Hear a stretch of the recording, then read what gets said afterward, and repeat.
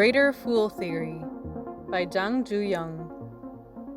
Isaac Newton, who built the foundation of modern physics with universal gravitation, worked as the master of the Royal Mint for 25 years, from 1699 to 1724, and invested in stocks. But in his later years, he lost 90% of his fortune after investing in the South Sea Company, one of the largest bubbles in the economy along with tulips. The failure of the prominent scholar was a shock to people at the time. "I can calculate the motions of the planets, but I cannot calculate the madness of men," said Newton, as some attribute. Economist John Maynard Keynes proposed the Greater Fool Theory to explain the investment mentality of continuing to buy unreasonably expensive real estate and stocks. Investors believe that greater fools will appear to buy their assets at higher prices.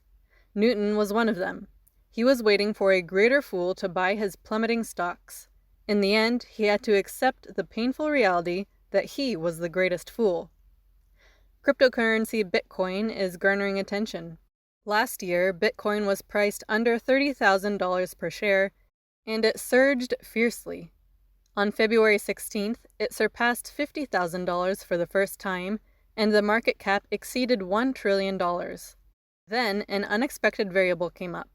U.S. Secretary of Treasury Janet Yellen said on February 22nd that Bitcoin was a highly speculative asset.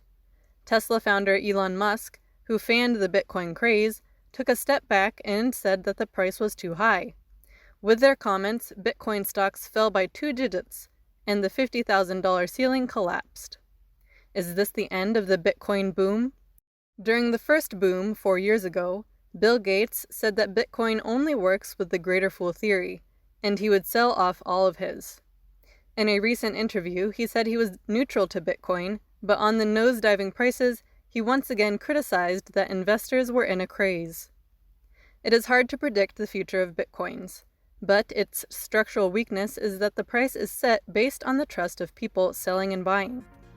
Greater fools who are willing to buy Bitcoins at a higher price should continue investing. It is hard to predict when this belief will end. Not even Newton could say.